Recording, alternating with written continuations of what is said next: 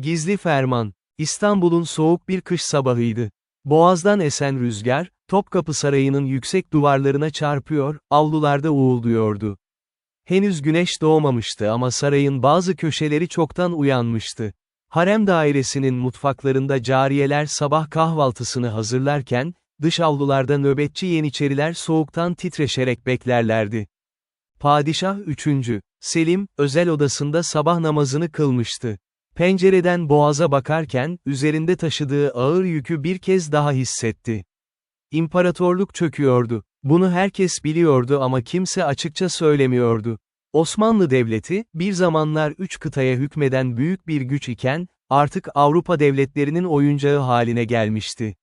Selim, tahta çıktığında büyük hayallerle doluydu. Devleti ıslah edecek, ordusunu modernleştirecek, eski ihtişamı geri getirecekti.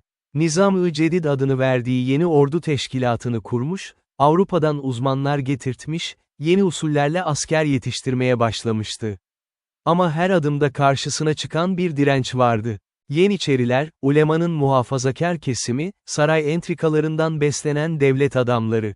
Hepsi değişime karşıydılar. Bu sabah, Selim'in kafasında başka bir mesele vardı. Dün akşam Hekimbaşı Mustafa Behçet Efendi onu gizlice ziyaret etmişti. Getirdiği haberler son derece endişe vericiydi. Sarayın içinde, padişahı tahttan indirmek için bir komplo hazırlanıyordu. İsyanın başını Kabakçı Mustafa adında bir yeniçeri çekiyordu ve arkasında güçlü destekçiler vardı. Padişahım, demişti Behçet Efendi titrek bir sesle, vakit daralıyor. Kendi yeğeniniz Şehzade Mustafa'yı tahta geçirmeyi planlıyorlar. Nizam-ı Cedid'i ortadan kaldıracaklar, bütün ıslahatlarınızı geri alacaklar. Ve siz içinde planları var. Ne gibi planlar, diye sormuştu Selim. Behçet Efendi gözlerini kaçırmıştı. Tahttan indirildikten sonra, sizin hayatta kalmanıza izin vermeyebilirler, efendim. O gece Selim uyuyamamıştı. Şimdi, şafağın ilk ışıklarıyla, bir karar vermesi gerektiğini biliyordu.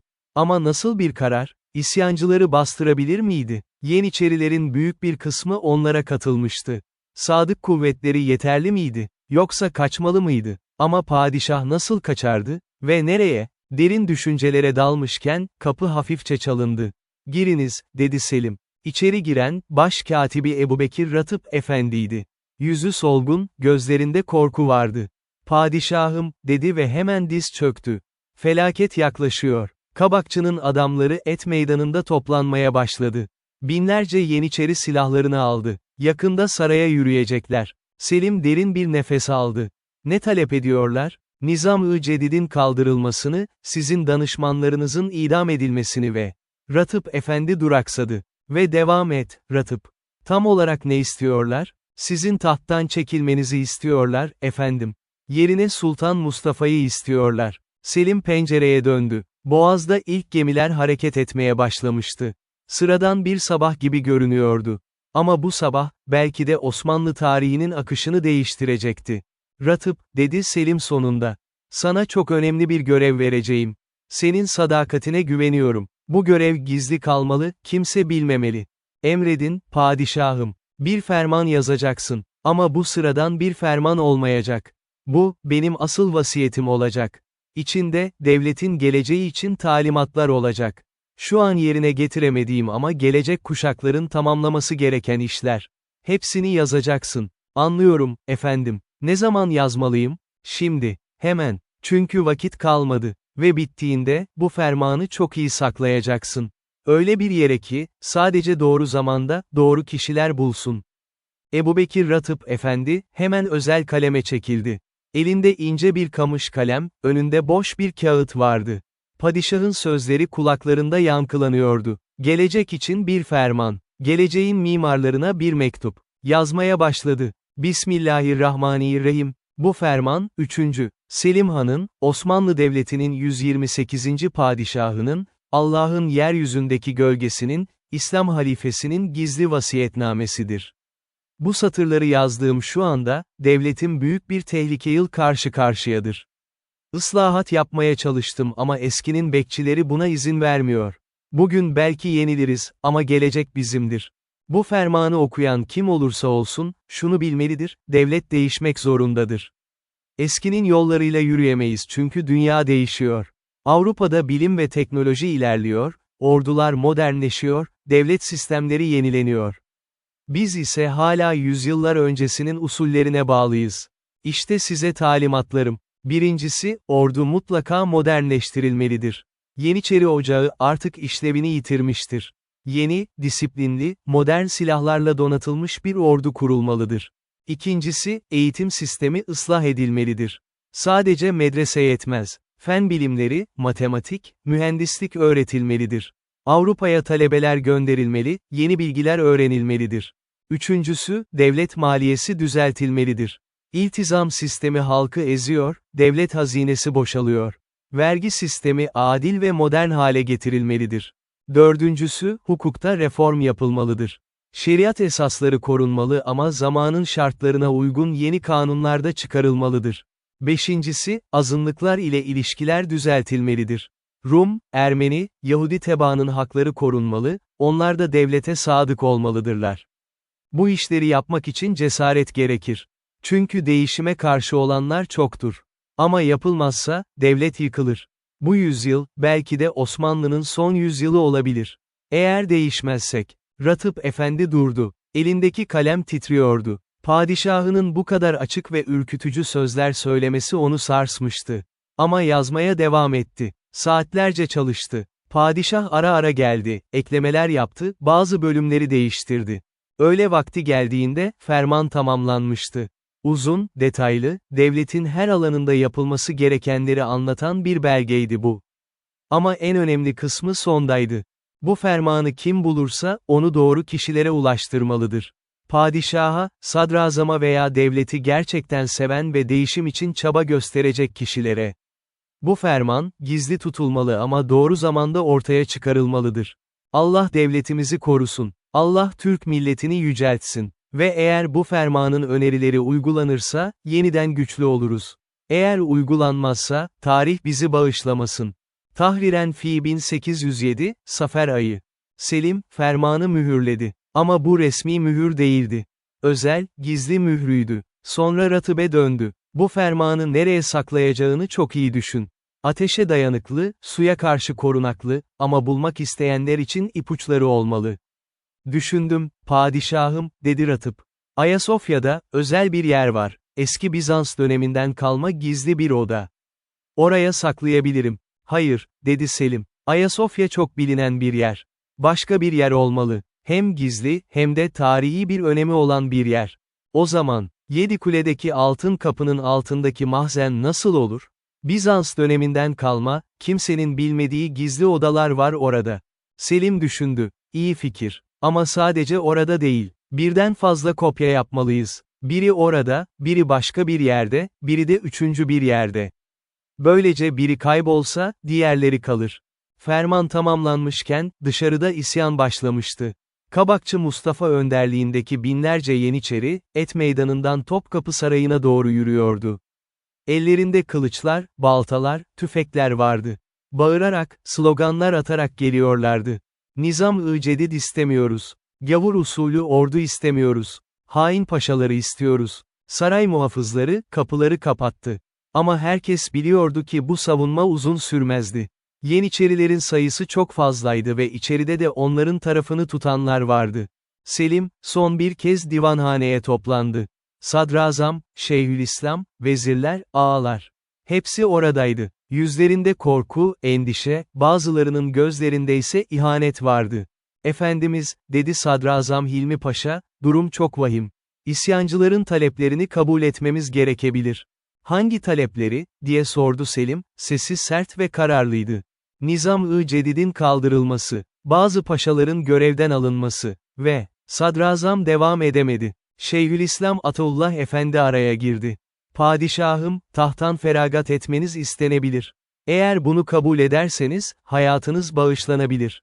Selim güldü. Acı bir gülüştü bu. Hayatım mı bağışlanacak? Kendi devletimde, kendi tebaama mı yalvaracağım? Ben Osmanlı padişahıyım. Eğer öleceksem, onurlu bir şekilde öleceğim. Ama yaşlı Valide Sultan, Selim'in annesi Mihrişah Sultan araya girdi. Oğlum, dedi gözyaşlarıyla, direnmenin bir anlamı yok. Eğer tahttan feragat edersen, en azından hayatta kalabilirsin. Belki bir gün, şartlar değişir ve tekrar tahta mı çıkarım? Selim başını salladı. Hayır, validem. Bunu biliyorsunuz. Tahttan bir kez inen padişah, ya kafese kapatılır ya da boğulur. Bu bizim tarihimiz. Dışarıdan gelen bağırtılar artıyordu. Yeniçeriler sarayın kapılarını zorlamaya başlamıştı. Selim, son kararını verdi. Peki, tahttan feragat edeceğim. Ama şartım var. Yerime Mahmud geçecek, Mustafa değil. Herkes şaşırdı. Mustafa, Selim'in büyük yeğeniydi ve isyancıların da tercihi oydu. Mahmud ise daha genç ve isyancıların pek istemediği biriydi. Ama efendim, dedi Hilmi Paşa, isyancılar Mustafa'yı istiyorlar. Mustafa zihinsel olarak dengeli değil, dedi Selim. Hepiniz bunu biliyorsunuz. Tahta o geçerse, devlet daha da kötü duruma düşer. Mahmud daha genç, daha zeki ve belki benim yapamadıklarımı o yapar. İsyancılarla müzakerelere başlandı. Ama Selim, Ratıp Efendi'yi gizlice yanına çağırdı. Fermanı saklamak için gidebilir misin? Ama efendim, şu anda saraydan çıkmak çok tehlikeli. Biliyorum, ama yapmalısın. Git, fermanı gizli yerine sakla. Bu çok önemli. Eğer ben ölürsem, bu ferman belki gelecekte bir işe yarar. Ratıp Efendi, fermanın 3 kopyasını almıştı. Birincisi, Yedikule'deki mahzene saklanacaktı. İkincisi, Sultanahmet Camii'nin altındaki gizli odaya. Üçüncüsü ise, Topkapı Sarayı'nın hazine dairesinde, çok eski belgelerin arasına karıştırılacaktı. Sarayın gizli kapılarından biriyle dışarı çıktı. Şehir kargaşa içindeydi. Yeniçeriler sokaklarda dolaşıyor, talepleri haykırıyorlardı. Bazı evler yağmalanmıştı. Halk korkudan evlerine kapanmıştı. Ratıp, dikkat çekmemeye çalışarak Yedikuleye doğru ilerledi. Eski sur duvarlarının yanından geçerken, tarihi anların ağırlığını hissetti. Bu duvarlar, yüzyıllar boyunca kaç fırtına görmüştü? Kaç imparatorluk yükselmiş ve çökmüştü? Yedikuleye vardığında, bekçilere bir bahane uydurdu. Padişahın emriyle bir belge saklamam gerekiyor, dedi ve altın bir sikke uzattı. Bekçiler başka soru sormadı. Altın kapının altındaki mahzenlere indi. Karanlık, nemli ve ürkütücüydü burası. Yüzyıllardır kimse inmemişti. Taşlar çürümüştü, duvarlardan su sızıyordu. Farelerin ve diğer yaratıkların sesleri yankılanıyordu. Elindeki fenerle, en derinlerdeki odalardan birine ulaştı. Orada, eski taşlardan yapılmış bir niş vardı. Fermanı, yağlı bir beze sardı ve su geçirmez bir deri çantaya koydu. Sonra bu çantayı nişin içine yerleştirdi ve önüne ağır bir taş koydu. Allah'ın izniyle, dedi kendi kendine, bu ferman, ihtiyaç duyulduğu gün bulunur. İkinci kopya için Sultanahmet Camii'ne gitti. Orada bir tanıdığı vardı, caminin görevlilerinden biri. Kardeşim, dedi, çok gizli bir belge saklamam lazım. Caminin eski odalarından birinde saklayabilir miyim? Görevli, Ratıp'in saray katibi olduğunu biliyordu ve güveniyordu ona. Gel, dedi ve onu caminin alt katlarına götürdü. Orada, Bizans döneminden kalma eski sarnıçların kalıntıları vardı. Bir köşede, duvarın içinde gizli bir boşluk vardı. İkinci ferman da oraya saklandı. Üçüncü kopya için saraya geri döndü. Ama şimdi çok daha zordu çünkü isyancılar saraya girmişti. Yeniçeriler avlularda dolaşıyor, paşaları arıyorlardı. Bazı saray görevlileri tutuklanmıştı, bazıları kaçmıştı. Ratıp, arka kapılardan biriyle içeri süzüldü. Hazine dairesine ulaşmak için 3 ayrı avluyu geçmesi gerekiyordu. Dikkatli ve sessiz davranarak, duvarların gölgesinde ilerledi. Bir ara, 2 yeniçerinin yanından geçmek zorunda kaldı. Nefesini tuttu, onların geçmesini bekledi. Allah'tan tanımadılar. En sonunda hazine dairesine ulaştı. Ama kapıda silahlı muhafızlar vardı. Onları nasıl geçecekti? Bir fikir geldi aklına. Muhafızlar, diye seslendi otoriterli bir sesle. Padişahın emriyle, hazineden acil bir belge almam gerekiyor. İsyancılarla pazarlık için gerekli. Muhafızlar tereddüt ettiler. Ama kimse içeri giremez emri var. Padişahın emriyle söylüyorum, diye yükseltti sesini Ratıp. Eğer ben bu belgeyi almazsam ve pazarlık başarısız olursa, bunun sorumlusu siz olacaksınız. Muhafızlar göz göze geldiler ve sonunda kapıyı açtılar. Çabuk olun. İçeri girdi. Hazine dairesi, değerli taşlar, altınlar, tarihi eserlerle doluydu. Ama Ratıp bunlara bakmadı bile. Eski belgelerin saklandığı bölüme gitti. Orada, yüzlerce yıllık fermanlar, beratlar, mektuplar vardı. Raflar doluydu. Gizli fermanı, en eski belgelerin arasına karıştırdı. Öyle bir yere ki, tesadüfen bulunması neredeyse imkansızdı. Ama eğer birisi gerçekten ararsaydı, detaylı araştırma yaparsa, bulabilirdi. Ratıp saraya döndüğünde, her şey bitmişti. Selim tahttan feragat etmişti. Yerine, isyancıların istediği gibi, Sultan 4. Mustafa geçirilmişti. Mahmud ise şimdilik kafeste bekliyordu. Selim, harem dairesinin bir odasına hapsedilmişti. Artık padişah değildi, sadece bir şehzadeydi. Daha doğrusu, bir tutsaktı. Ratıp, onu son bir kez ziyaret edebildi. Selim, pencereden dışarı bakıyordu. Yüzünde ne üzüntü ne de korku vardı. Sadece derin bir hüzün. "Tamamladın mı?" diye sordu, Ratıp'ı görünce. "Evet, padişahım. 3 kopya, 3 ayrı yerde. Güvende. İyi, artık her şey Allah'ın takdirinde. Belki bir gün, bu fermanlar işe yarar. Belki de hiç bulunmazlar. Ama en azından elimizden geleni yaptık." "Padişahım," dedi Ratıp, sesi titreyerek, "sizin için ne yapabilirim?" "Sizi kurtarmak için." Selim gülümsedi. "Beni kurtaramazsın, Ratıp. Ama devleti kurtarmaya çalışabilirsin. Mahmud'un yanında ol. Ona yardım et. O belki benim yapamadığım ıslahatları gerçekleştirir. Ama şimdi tahtta Mustafa var. Mustafa uzun sürmez. Zihinsel durumu herkesin malumu. Er veya geç, Mahmud tahta çıkacak. O zaman sen ona yardımcı ol. Ona fermanın yerini söyle. İpuçlarını ver." "Anlıyorum, efendim." Selim, Ratıp'in eline dokundu. "Sana güveniyorum. Git artık, fazla burada kalma, şüphe uyandırırsın." Ratıp, son kez diz çöktü ve Selim'in elini öptü.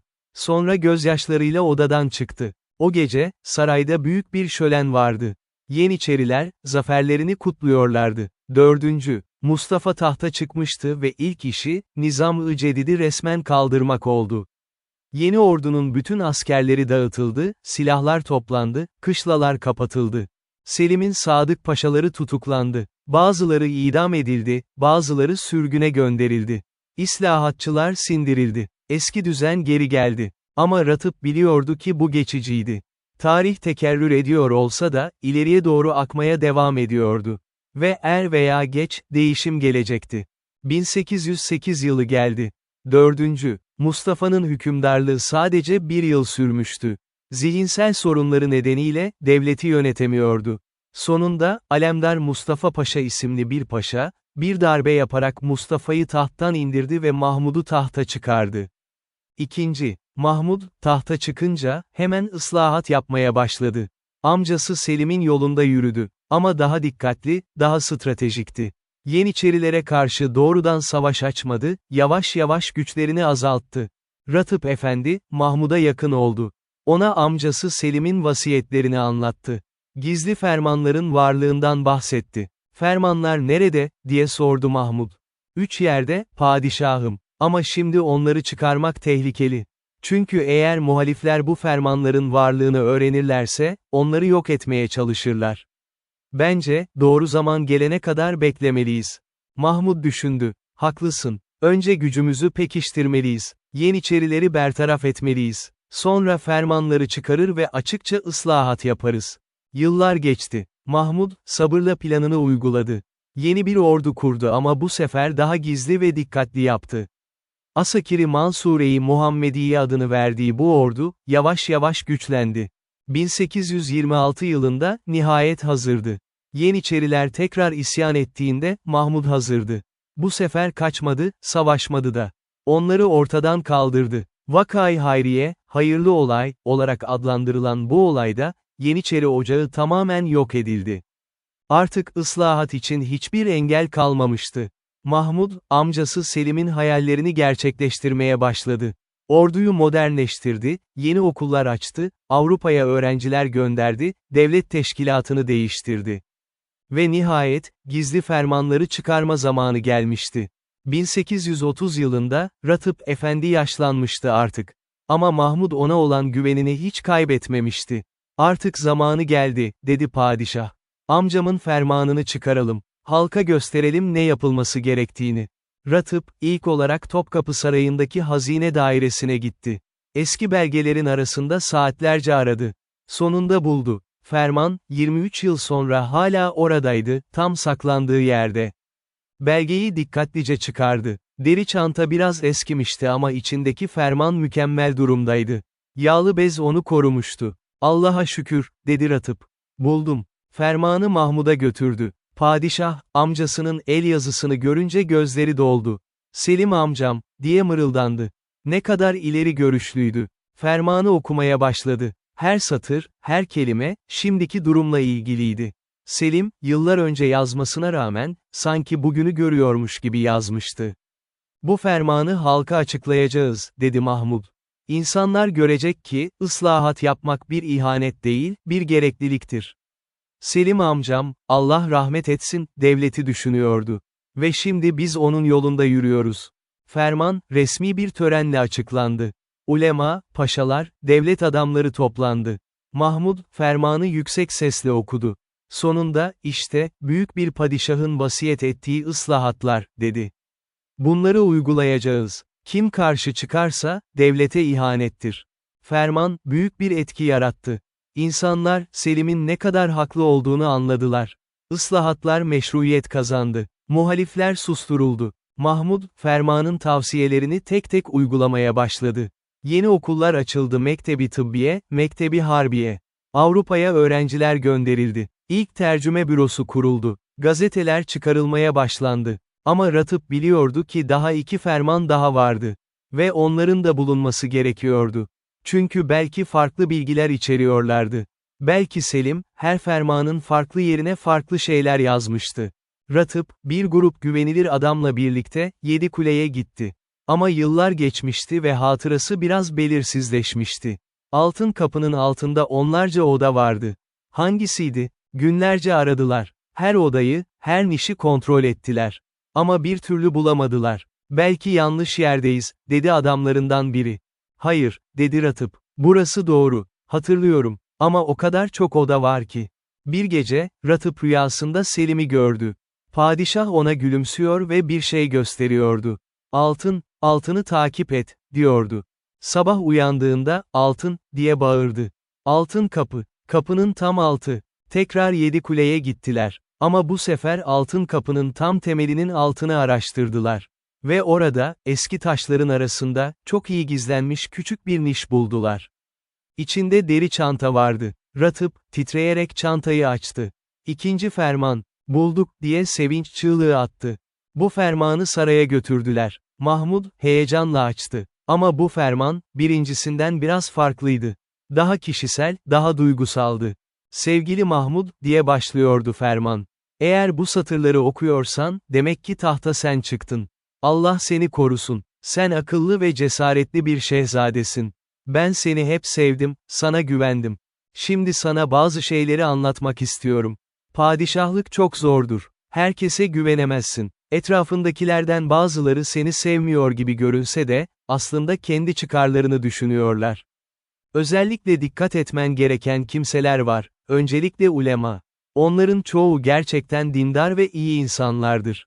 Ama bazıları, dini kendi iktidarları için kullanıyorlar. Islahatçıları gavur olarak suçluyorlar. Onlara karşı dikkatli ol ama saygılı ol. İkincisi, Yeniçeriler. Eğer hala varlarsa, onları ortadan kaldırmalısın. Ama dikkatli yap. Ben acele ettim ve kaybettim. Sen stratejik davran. Üçüncüsü, büyük devletler. İngiltere, Fransa, Rusya. Hepsi bizi zayıf görmek istiyorlar. Onlarla diplomasi yap ama asla tam güvenme. Kendi gücünü koru. Ve son olarak, halka yakın ol. Sarayda oturup halkı unutma. Çünkü devlet, halkın için vardır. Mahmud, bu satırları okurken, gözlerinden yaşlar süzüldü. Amcam, ben seni hiç unutmadım. Ve sözünü veriyorum, bu tavsiyelere uyacağım. Şimdi sadece bir ferman kalmıştı Sultanahmet Camii'nin altında saklanan. Ama bu en zor olanıydı çünkü cami kutsal bir yerdi ve orayı araştırmak kolay değildi. Ratıp, caminin görevlileriyle konuştu. 23 yıl önce, çok önemli bir belge sakladım burada. Şimdi bulmam lazım. Görevliler yardımcı olmak istediler ama caminin alt katları çok karışıktı. Yıllardır kimse tam olarak keşfetmemişti oraları. Bir grup işçi tutuldu. Dikkatlice, camiye zarar vermeden, alt katları araştırmaya başladılar. Eski Bizans sarnıçlarının kalıntıları, unutulmuş odalar, karanlık koridorlar. Hepsi araştırıldı. Aylar geçti ama bir şey bulunamadı. Mahmud sabırsızlanıyordu. Belki o ferman yok olmuş, Ratıp Efendi. Belki su basmış, belki fareler yemiş. Hayır, padişahım, dedi Ratıp. Selim Efendimiz çok dikkatliydi. O fermanı iyi korumuştur. Sadece bulmayı başaramadık henüz. Bir gün, çok yaşlı bir cami görevlisi geldi. Efendim, dedi, ben çocukken, burada çalışan dedemin bir şey söylediğini hatırlıyorum. Caminin altında, çok eski bir oda varmış. Oraya, gizli oda, derlermiş. Ama girişi çok iyi gizlenmiş, kimse bulamazmış. Nerede bu oda, diye sordu Ratıp heyecanla. Mihrabın altında, 3 kat aşağıda olmalı. Ama oraya ulaşmak için özel bir yol var. Dedem bahsetmişti ama ben tam hatırlamıyorum. Ratıp, mihrabın altını araştırmaya başladı. İşçiler dikkatlice taşları kaldırdılar. Ve nihayet, gizli bir kapı buldular. Çok eski, Bizans döneminden kalmaydı bu kapı. Kapıyı açtıklarında, dar bir merdiven çıktı. Aşağıya indiler. 1 kat, 2 kat, 3 kat. En sonunda, küçük bir odaya ulaştılar. Oda, yüzyıllardır unutulmuştu. Duvarları mozaiklerle kaplıydı, Bizans döneminden kalma resimler vardı. Ve bir köşede, duvardaki küçük bir boşlukta, deri bir çanta duruyordu. Ratıp, çantayı aldı. Ellerini titriyordu. Bu olmalı, dedi. Çantayı açtılar. 3. ferman. Heyecanla saraya koştular. Mahmud, son fermanı almak için sabırsızlanıyordu. Mahmud, 3. fermanı açtığında, şaşırdı. Çünkü bu ferman, diğerlerinden çok farklıydı. İlk 2 ferman, devlet işleri, ıslahatlar, tavsiyelerle doluydu. Ama bu 3. ferman, çok daha kişisel ve felsefiydi. Eğer bu satırları okuyan biri varsa, diye başlıyordu, demek ki diğer 2 fermanı da bulmuştur. Tebrik ederim. Bu, kolay bir iş değildi. Şimdi size, en derin düşüncelerimi anlatmak istiyorum. Padişah olmak, sadece taht üzerinde oturmak değildir. Sorumluluktur, fedakarlıktır, bazen de acı çekmektir. Ben, devletimi değiştirmeye çalıştım. Ama başaramadım. Neden? Çünkü sadece sistemleri değiştirmek yetmez. İnsanların zihniyetlerini de değiştirmek gerekir. Ve bu, çok daha zordur. Siz, eğer gerçekten ıslahat yapmak istiyorsanız, önce eğitime yatırım yapın. İnsanlara okuma yazma öğretin. Fen bilimlerini öğretin. Düşünmeyi öğretin. Çünkü cahil bir halk, kolay manipüle edilir. Ama eğitimli bir halk, kendi geleceğini şekillendirir. İkincisi, adalet sistemini güçlendirin. Hukuk olmadan, hiçbir devlet ayakta kalamaz. Güçlüler zayıfları kimse adalete güvenemezse, o devlet çöker. Üçüncüsü, ekonomiyi düzeltin. Fakir bir halk, mutsuz bir halktır. İnsanlara iş verin, ticaret geliştirin, vergileri adil yapın. Zenginlik sadece sarayda toplanmamalı, halka da ulaşmalı. Ve son olarak, en önemlisi. Alçak gönüllü olun. Padişah olmanız, sizi diğer insanlardan üstün yapmaz. Sizi sorumlu yapar. Halkın hizmetkarısınız, efendisi değil. Bunu asla unutmayın. Ben, bu hatayı yaptım belki. Çok hızlı değişmek istedim. Halkı ikna etmeden, zorlamaya çalıştım. Ve sonuç ortada. Ama siz, benim hatalarımdan ders alın. Yavaş ama kararlı adımlarla ilerleyin. Ve bir şey daha, bu fermanları, sadece şimdiki zamanlar için yazmadım. Gelecek için de yazdım. Belki yüzyıllar sonra, birisi bu fermanları okuyacak. O kişi, tarihi görecek, hatalarımızı görecek. Umarım bizden ders alırlar. Allah devletimizi korusun. Allah Türk milletini yüceltsin. Ve Allah bizi, iyi niyetlerimiz için bağışlasın. Selim. Mahmud, fermanı okuduktan sonra, uzun süre sessiz kaldı. Sonra Ratıp'e döndü. Bu fermanlar, sadece ıslahat kılavuzları değil. Bunlar, bir padişahın ruhu, bir liderin vicdanı. Selim amcam ne büyük bir insandı. Evet, padişahım. Ve şimdi sizin göreviniz, onun hayallerini gerçekleştirmek. Yapacağım, dedi Mahmud kararlılıkla. 3 fermanın da tavsiyelerini uygulayacağım. Ve eğer başaramazsam, en azından elimden geleni yaptığımı bileceğim. 1831 yılından itibaren, Tanzimat öncesi ıslahatlar hızlandı. Mahmud, Selim'in fermanlarını rehber olarak kullandı. Her adımda, Selim amcam ne derdi, diye sordu kendine. Mektebi Tıbbiye, tıp okulu açıldı. İlk modern hastane kuruldu. Mektebi Harbiye, harp okulu genişletildi. Avrupa'dan öğretmenler getirildi. İlk Türkçe gazete, takvimi Vekâi çıkarıldı.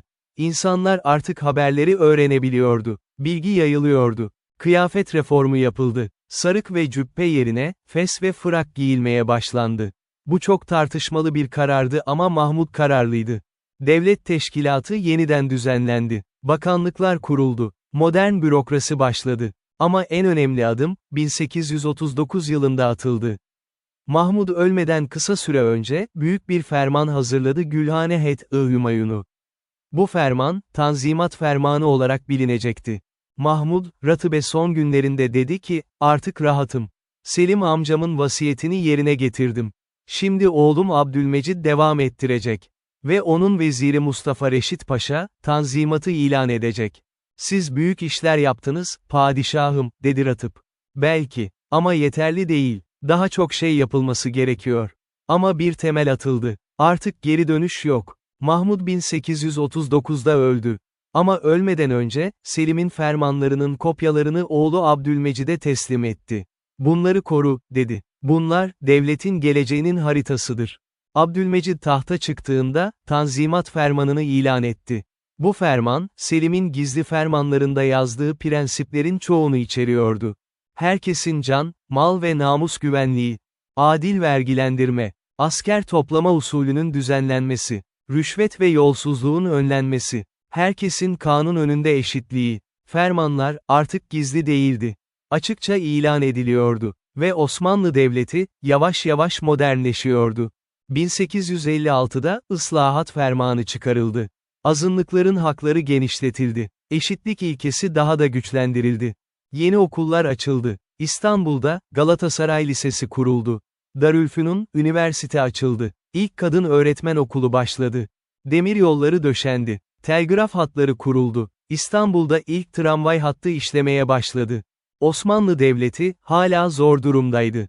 Topraklar kaybediliyordu, mali krizler yaşanıyordu, Avrupa devletleri müdahale ediyordu. Ama içeriden, bir dönüşüm yaşanıyordu. Ve bütün bunların temelinde, Selim'in gizli fermanları vardı. O fermanlar, bir vizyonu temsil ediyordu. Devlet değişebilir, modernleşebilir, ama kimliğini kaybetmeden, vizyonu.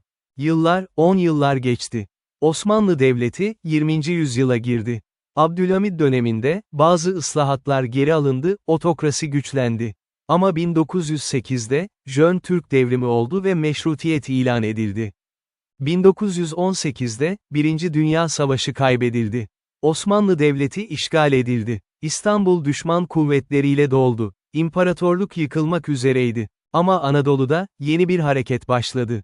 Mustafa Kemal Paşa önderliğinde, milli mücadele başlatıldı. İşgalcilere karşı savaş verildi. 1923'te, Türkiye Cumhuriyeti kuruldu. Osmanlı İmparatorluğu resmen sona erdi. Ama bir millet, yeni bir devlet olarak yeniden doğdu. Cumhuriyet döneminde, radikal reformlar yapıldı. Halifelik kaldırıldı, laiklik getirildi, kadınlara seçme ve seçilme hakkı verildi, Latin alfabesi kabul edildi, kıyafet reformları yapıldı. Bu reformların birçoğu, aslında Selim'in gizli fermanlarında bahsettiği şeylerin daha radikal versiyonlarıydı. Eğitim, modernleşme, laiklik, eşitlik. Hepsi oradaydı. 1950'lerde, bir tarihçi, Topkapı Sarayı'nı araştırırken, eski belgelerin arasında Selim'in fermanlarının kopyalarını buldu. Çok şaşırdı. Bu fermanlar, artık efsane haline gelmişti. Bazıları gerçek olduğunu, bazıları uydurma olduğunu söylüyordu. Ama şimdi, orijinal nüshalar bulunmuştu. Tarihçi, fermanları dikkatlice inceledi. Ve şaşırtıcı bir sonuca ulaştı. Türkiye Cumhuriyeti'nin yaptığı reformların çoğu, Selim'in 150 yıl önce önerdiği şeylere benziyordu. Bu inanılmaz, dedi tarihçi. Selim, zamanının çok ilerisindeydi. Eğer o başarılı olsaydı, belki Osmanlı Devleti çökmezdi. Belki farklı bir tarihi seyir olurdu. Fermanlar, bir kitap haline getirildi ve yayınlandı. Büyük ilgi gördü. İnsanlar, Selim'i yeniden keşfettiler. Onu sadece başarısız bir reformcu olarak değil, vizayınır bir lider olarak gördüler. Yüzyıla girildiğinde, Selim'in fermanları hala ilgi çekiyordu. Üniversitelerde araştırılıyor, tezlere konu oluyordu. Bazı akademisyenler, eğer Selim'in önerileri o dönemde uygulanasaydı ne olurdu, sorusunu soruyorlardı. Alternatif tarih senaryoları yazılıyordu. Bir tarihçi şöyle dedi, Selim'in trajedi, Osmanlı'nın trajedisidir. Değişmek istediler ama yeterince hızlı olamadılar. Korumak istediler ama neyi koruyacaklarını tam bilemediler. Sonunda, her şeyi kaybettiler. Ama başka bir bakış açısı da vardı, Selim kaybetmedi. O, bir tohum ekti.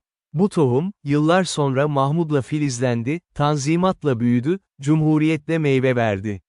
Bu açıdan bakınca, Selim'in misyonu başarılı oldu. Fermanlar, sadece tarihi belgeler değil, aynı zamanda günümüz için de ilham kaynağı oldu. Liderlik üzerine, değişim yönetimi üzerine, vizyoner düşünce üzerine dersler veriyordu. Bir iş adamı, Selim'in fermanlarından esinlenerek bir kitap yazdı, Gizli Ferman, Liderlik Dersleri. Kitapta, Selim'in prensiplerinin modern iş dünyasına nasıl uygulanabileceği anlatılıyordu. Bir siyasetçi, seçim kampanyasında Selim'den bahsetti, Selim'in cesaretine, vizyonuna ihtiyacımız var. O, devletini sevdi, halkını sevdi. Başarısız oldu belki ama yanlış şeyler için değil, doğru şeyler için mücadele etti. 2025 yılında, İstanbul'da büyük bir sergi açıldı, Selim ve Gizli Fermanlar, bir vizyonun tarihi. Sergide, orijinal fermanlar sergileniyordu. Ayrıca, Selim'in dönemine ait eşyalar, belgeler, tablolar vardı. İnsanlar, o tarihin atmosferini hissetmeye çalışıyorlardı. Serginin açılışında, Cumhurbaşkanı bir konuşma yaptı, Selim, sadece Osmanlı'nın değil, Türk tarihinin önemli figürlerinden biridir. O, değişimin gerekliliğini anladı. Ama aynı zamanda, kimliğini koruma isteğini de anladı. Bu iki şeyi dengelemeye çalıştı. Bu, her liderin karşılaştığı bir dilemadır. Sergide, interaktif bölümler de vardı. Ziyaretçiler, siz Selim olsaydınız, ne yapardınız, sorusuna cevap veriyorlardı. Farklı senaryolar sunuluyordu. Yeniçerilerle diyalog mu, yoksa güç mü kullanırdınız?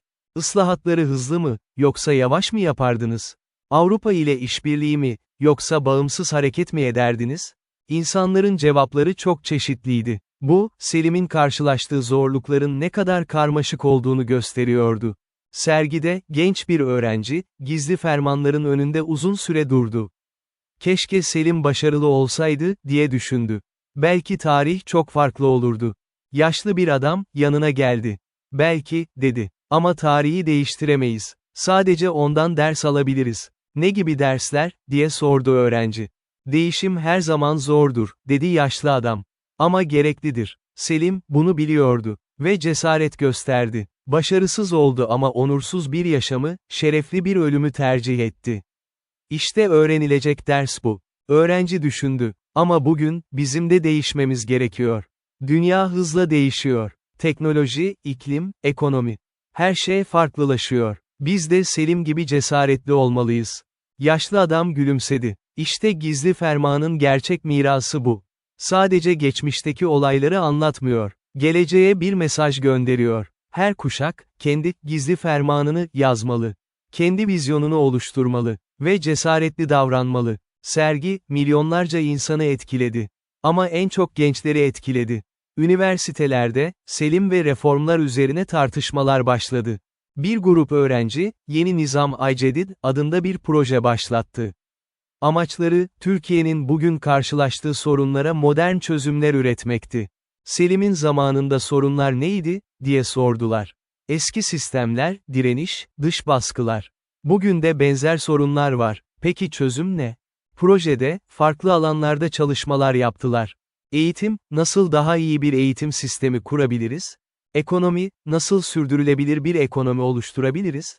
Teknoloji, nasıl teknolojik bağımsızlığa ulaşabiliriz? Çevre, nasıl çevre sorunlarını çözebiliriz? Sosyal adalet, nasıl daha adil bir toplum kurabiliriz? Her soru için, Selim'in prensiplerinden esinlenerek cevaplar ürettiler. Cesur ol, vizyoner düşün, halka yakın dur, adaletten ayrılma. Proje, medyada büyük ilgi gördü. Hükümet yetkilileri bile dikkat etti. Bazı öneriler, politikalara dönüştürüldü. Bir gün, projeye katılan öğrencilerden biri, sarayı ziyaret etti. Eskiden fermanların saklandığı yerleri görmeye gitti. Yedikule'deki mahzende, Sultanahmet'in altındaki gizli odada durdu. Burası, tarihin sessiz tanığı, diye düşündü. Burada, bir umut saklandı. Yıllar sonra, bu umut gerçekleşti. Şimdi bizim görevimiz, bu emaneti korumak ve geliştirmek. 2026 yılında, teknoloji şirketi bir proje başlattı, dijital gizli ferman. Fikir şuydu, yapay zeka kullanarak, Selim'in düşünce tarzını analiz etmek. Sonra, bugünün sorunlarına Selim'in ne çözümler sunacağını tahmin etmek. Selim, günümüzde yaşasa, iklim değişikliği hakkında ne düşünürdü? Yapay zeka konusunda ne söylerdi? Küreselleşme hakkında ne derdi? Yapay zeka, fermanları, Selim'in diğer yazılarını, dönemindeki kararlarını analiz etti. Sonra, muhtemel cevaplar üretti. Elbette, bunlar kesin cevaplar değildi. Ama ilham vericiydi. İnsanlara farklı bakış açıları sunuyordu. Proje, bazı eleştirilere de uğradı. Tarihi figürleri, yapay zeka ile diriltmeye çalışmak saygısızlık, diyenler oldu. Ama proje ekibi savundu, biz Selim'i diriltmeye çalışmıyoruz. Onun prensiplerini, günümüze uyarlıyoruz. Bu, bir saygı gösterisidir, saygısızlık değil. Tartışmalar devam ederken, projenin bir sürümü müzelere, okullara dağıtıldı. Çocuklar, Selim'e, sorular sorabiliyorlardı. Yapay zeka, Selim'in tarzında cevaplar veriyordu. Selim Bey, neden ıslahat yapmak istediniz, diye sordu bir çocuk. Sevgili evladım, dedi yapay zeka, Selim'in tarzında, çünkü devletimi sevdim. Onu çökerken görmek istemedim. Değişim acı verici olabilir ama gereklidir. Tıpkı bir ağacın budanması gibi. Acı verir ama ağaç daha güçlü büyür. Çocuklar, bu cevaplardan çok şey öğrendiler. Selim, artık sadece tarih kitaplarında bir isim değildi. Onlarla konuşan, onlara ilham veren bir figürdü. 2027'de, gizli fermanlar uluslararası ilgi çekmeye başladı. Çeşitli ülkelerden araştırmacılar, tarihçiler İstanbul'a geldi. Fermanları incelediler. Bir Japon profesör dedi ki, Selim'in hikayesi, sadece Osmanlı'ya özgü değil. Meiji Restorasyonu sırasında, Japonya'da benzer şeyler yaşadı. Değişim isteyen liderler, muhafazakarların direnciyle karşılaştı. Farkımız, bizim başarılı olmamız. Bir Çin akademisyeni ekledi, Qing hanedanlığının son döneminde de benzer reformlar denendi. 100 gün reformları diye biliniyor. Ama o da başarısız oldu. Sonuç, devrim ve hanedanlığın yıkılması. Bir Amerikalı tarihçi, Selim'in fermanlarında, evrensel bir mesaj var, değişim kaçınılmazdır. Onu yönetmeye çalışabilirsiniz ya da karşı durabilirsiniz. Ama durduramazsınız. Bu uluslararası ilgi, fermanların İngilizce, Fransızca, Arapça, Çince gibi dillere çevrilmesine yol açtı. Dünya çapında okunmaya, tartışılmaya başlandı. Birleşmiş Milletler'de bir panel düzenlendi, tarihten geleceğe, liderlik ve değişim. Selim'in fermanları, ana konulardan biriydi. Genel sekreter konuşmasında dedi ki, Selim'in mesajı, bugün her zamankinden daha geçerli. Dünya, büyük değişimler yaşıyor. İklim krizi, teknolojik dönüşüm, sosyal eşitsizlikler. Bütün bunlar, cesur liderlik gerektiriyor. Selim gibi, vizyon sahibi, cesur ama aynı zamanda halkına bağlı liderler. Yıllar geçtikçe, gizli fermanların önemi daha da arttı. Artık sadece tarihi bir belge değil, bir sembol haline gelmişti. İstanbul'da, Gizli Ferman Parkı, açıldı. Parkta, Selim'in heykeli vardı. Elinde bir ferman tutuyor, uzaklara bakıyordu. Heykelin altında yazıyordu. Gelecek için bir umut, geçmiş için bir hatıra. Parkta, çocuklar oynuyordu. Gençler ders çalışıyordu. Yaşlılar oturup sohbet ediyordu. Ve hepsi, Selim'in gölgesinde. Bir anne, küçük kızına anlatıyordu. Bak, bu adam çok önemli. Çok zaman önce yaşadı. Devletini çok sevdi. Onu daha iyi yapmak istedi. Başaramadı ama vazgeçmedi. Ve bugün, onun hayallerinin çoğu gerçek oldu. Küçük kız sordu, o mutlu mu şimdi? Anne gülümsedi. Umarım. Çünkü yaptığı işler boşa gitmedi. Hala hatırlanıyor. Hala ilham veriyor. Bir grup üniversite öğrencisi, parkta bir etkinlik düzenledi. Sizin gizli fermanınız ne, diye sordular insanlara. Gelecek için ne öneriyorsunuz? İnsanlar, kağıtlara fikirlerini yazdılar. Daha iyi eğitim sistemi, çevreyi korumak, barış ve adalet, teknolojiye yatırım, kültürü yaşatmak. Bu kağıtlar, bir, yeni gizli ferman duvarına asıldı. Duvar, insanların hayalleriyle, ümitleriyle doldu. Ve o gün, parkta bir yaşlı adam vardı. Çok yaşlıydı, belki de 90 yaşındaydı. Oturmuş, Selim'in heykelini seyrediyordu. Bir genç yanına geldi. "Dede, siz Selim'i biliyor musunuz?" Yaşlı adam gülümsedi. "Elbette biliyorum. Ben tarih öğretmeniydim. Yıllarca Selim'i anlattım öğrencilerime. Size göre, Selim'in en önemli mirası nedir?" Yaşlı adam düşündü. "Umut," dedi sonunda. Selim, en karanlık zamanlarda bile umudunu kaybetmedi. Geleceğe inandı. Ve bu umut, bugün hala yaşıyor. İşte en önemli miras bu. Zaman durmuyor. 2030'lar, 2040'lar, 2050'ler. Yıllar geçiyor. Ama gizli fermanlar, hala gündemde. Her yeni nesil, onları yeniden keşfediyor. Her yeni lider, onlardan ilham alıyor. Her yeni kriz, fermanların tavsiyelerini akla getiriyor. Cesur olun, vizyoner düşünün, halka yakın durun, adaletten ayrılmayın. Bu prensipler, zamansız. 200 yıl önce de geçerliydi, bugün de geçerli, 200 yıl sonra da geçerli olacak. Topkapı Sarayı'nda, özel bir oda tahsis edildi, Gizli Fermanlar Odası. Orada, orijinal fermanlar en iyi koşullarda saklanıyor. Ziyaretçiler, özel izinle görebiliyor. Her fermanın yanında, bir açıklama yazısı var. Bu ferman, 1807 yılında, Padişah 3. Selim tarafından yazılmıştır. O dönem, Osmanlı Devleti büyük bir krizden geçiyordu. Selim, ıslahat yapmaya çalışıyordu ama başarısız oldu. Tahttan indirildi ve daha sonra öldürüldü. Ama ölmeden önce, geleceğe bir mesaj bıraktı. Bu fermanlar, onun vasiyetidir. Ve bu vasiyet, sadece Osmanlı için değil, bütün insanlık için geçerlidir. Değişim zordur. Direniş olacaktır. Ama eğer doğru şeyler için savaşırsanız, er veya geç başarı gelir. Belki siz göremezsiniz ama gelecek kuşaklar görecektir.